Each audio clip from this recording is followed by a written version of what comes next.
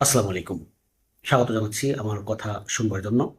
ঢাকা বিশ্ববিদ্যালয়ের শহীদুল্লাহ হলের একটা ভিডিও, সিসি ক্যামেরার ভিডিও আমার চোখে পড়ল।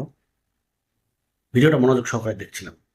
আর বারবার মনে হচ্ছিল সেই আবরার ফাহাদ বুয়েটের সেই কৃতী শিক্ষার্থী যাকে নির্মমভাবে ছাত্রলীগের গুন্ডারা খুন করেছিল, তার কথা মনে পড়ছে।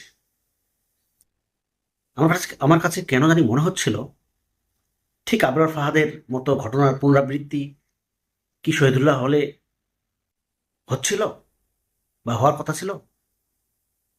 আমরা ভিডিওতে দেখলাম নির্বাচিত ছাত্র সংসদের একজন নেতা তার রুমের সামনে গিয়ে ছাত্রদলের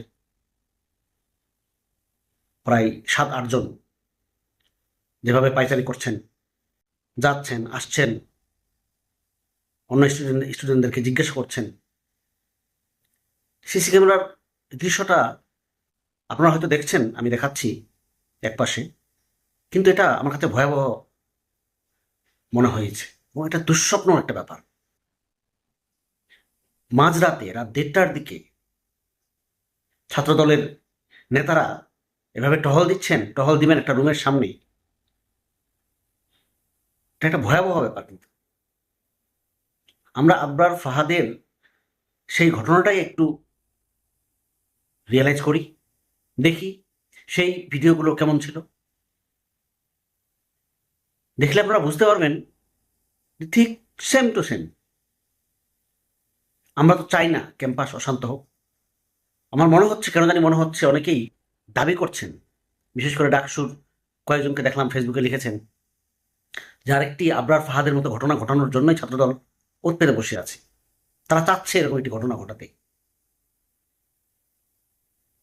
গতকালকের একটা ভিডিও দেখছিলাম ঢাকা কলেজের হলের সিট পাওয়া না পাওয়াকে কেন্দ্র করে দুই দল ছাত্র হলের সামনে যেভাবে একজন আরেকজনকে ধাক্কা ধাক্কা কিল ঘুষি দিচ্ছে, মানে কে কাকে মারছে, কে মার খাচ্ছে, কে মার দিচ্ছে, মানে এগুলো বোঝার উপায় ছিল না। খালি ভিডিওটা দেখে মনে হচ্ছিল যে অন্তত 20-25 জন ছেলেপেলে একজন আরেকজনকে পিটাচ্ছে, একজন আরেকজনকে ধাক্কা দিচ্ছে। এগুলো কি ভাই? ক্যাম্পাসে তো এগুলো চাই না। 5ই আগস্টের পরে অন্তত ক্যাম্পাসে এই ধরনের কর্মকাণ্ড সাধারণ ছাত্ররা, কোনো সংগঠন, ছাত্রদল ছাড়া, ছাত্রদল যেহেতু এইগুলো কাজ করে অভ্যস্ত, তারা ছাড়া অন্য কোনো সংগঠন এগুলো মেনে নেবে না। একই সাথে সাধারণ শিক্ষার্থীরা তো মেনে নেবেই না। ছাত্রদল, আমি গত কয়েকদিন থেকে লক্ষ্য করছি, শিবিরের, এখন তো ছাত্রদলের প্রতিপক্ষ শিবির, তারা সেটা নিজেরাই দাবি করে, স্বীকার করে, এবং উঠতে বসতে শয়নে স্বপনে দিনে রাতে জেগে ঘুমিয়ে সবসময় এই শিবিরকেই স্বপ্ন দেখে। ফলে শিবিরকে নিয়ে যত ধরনের কুৎসা রটনা, যত ধরনের মিস ইনফরমেশন, ডিস ইনফরমেশন, যত ধরনের প্রোপাগান্ডা তারা কিন্তু ছড়াচ্ছে। মানে ছাত্রদলের অন্য কোনো ছাত্র কল্যাণমূলক কাজ নেই। তাদের কাজ এখন একটাই, শিবির এই করছে, শিবির সেই করছে, শিবির এই ছিল, শিবির সেই ছিল, শিবির 71 সালে, শিবির 72 সালে, শিবির বলা বলা। তো এই যদি হয় ঘটনা, মানে একটা একটা ছাত্র সংগঠনের কোনো কাজ থাকবে না। শিবির যেখানে ছাত্রদলকে নিয়ে তেমন কোনো আমি তো দেখি না। তাদের কর্মকাণ্ড ছাত্রকেন্দ্রিক, ছাত্র কল্যাণমূলক, তারা নানান উদ্যোগ গ্রহণ করেছে। কিন্তু ছাত্রদল কি করছে?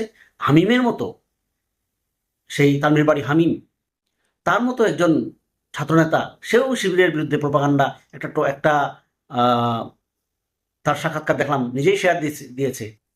শিবির শিবির শিবির, শুরু থেকে শিবির, মাঝখানে শিবির এবং শেষে শিবির দিয়ে শেষ করছে পুরো টকশো, পুরো প্রোগ্রামটা। এটা ভাবা যায়? কেন ভাই, ছাত্রদলের কোনো কাজ নাই? পয়েন্টে আসি।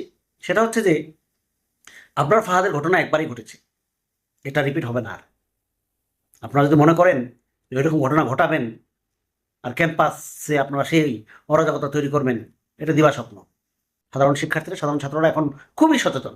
একটা সুযোগ পেয়েছে, এই সুযোগটাকে তারা কাজে লাগাতে চায়। ক্যাম্পাসে আসছে ভাই পড়াশোনা করার জন্য, নিজেদেরকে গঠন করার জন্য।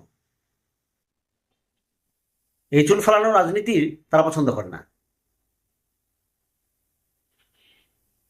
তাই শুভবুদ্ধির উদয় যত দ্রুত হবে ছাত্রদলের, তত ছাত্রদলের জন্য মঙ্গল। আপনারা ছাত্রকেন্দ্রিক, ছাত্র নির্ভর, ছাত্র কল্যাণমূলক কাজ করেন, আপনাদের ওয়েলকাম জানাবে সবাই। কিন্তু তা না, আরেকজন কাজ করছে, সেটা কিভাবে বানচাল করা যায়। ও আচ্ছা, আরেকটা কথা বলি ছোট্ট করে। সেই নির্বাচনের দোহাই দিয়ে আপনারা শাহজালাল বিশ্ববিদ্যালয়ের ছাত্র সংসদ নির্বাচন বন্ধ করে দিলেন।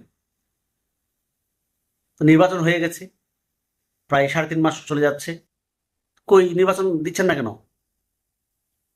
ডাকসু নেতারা ইতিমধ্যে দেখলাম যে তারা আশঙ্কা প্রকাশ করেছেন যে নির্বাচন হবে কি হবে না। এই নিয়ে একটা কেওয়াজ কিন্তু লাগবে, কারণ ছাত্রদল বিএনপি কোনোভাবেই চায় না যে তারা একটা নির্বাচন হোক। নির্বাচন এটা একটা গণতান্ত্রিক ওয়ে, এটা নিয়মিত হওয়া উচিত, হতে হবে। আর আবরার ফাহাদের ওই ঘটনার শিক্ষা থেকে আপনারা শিক্ষা নেন, ছাত্র কল্যাণমূলক কাজ করেন, ছাত্রদের জন্য ভালো কাজ করেন।